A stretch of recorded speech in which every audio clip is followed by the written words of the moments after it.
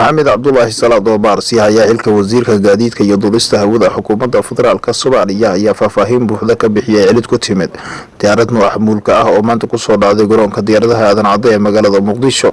Wasiir Omar ayaa sheegay in dowladda federaalka Soomaaliya ay soo badbaadisay 4 ruux oo la socotay diyaaradda ku soo dhacday garoonka diyaaradaha aadan cadde ee magaalada Muqdisho oo dhaawac fudud ka soo gaaray.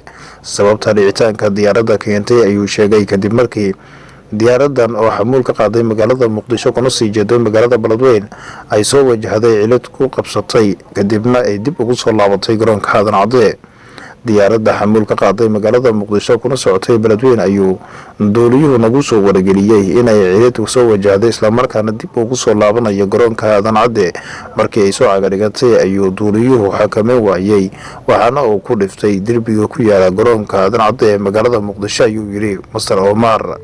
wasiirka wasaaradda gaadiidka iyo duulista hawada xukuumadda federaalka Soomaaliya Maxamed Cabdulaahi Salaad Omar ayaa intaas hadalkiisa ku daray isla markaana halkaasi lagu daaweynayo duuliyaha iyo caawiyaashiisa oo dhaawacyo fudud ka soo gaaray shilkii maanta ka dhacay garoonka diyaaradaha aadan cadde.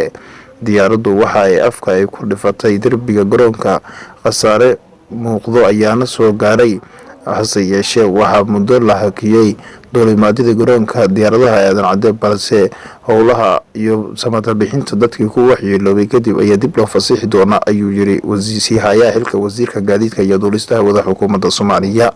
shilkan diyaaradeed oo sababay cilad kala duwan ayaa sanadkan kusoo noqotay Soomaaliya. mas-uuliyadda ugu weyn waxaa dowladda Soomaaliya ay dusha ka saartay duuliyaasha aan xakameyn karin xilliyada qaarkood kaxeynta diyaaradda.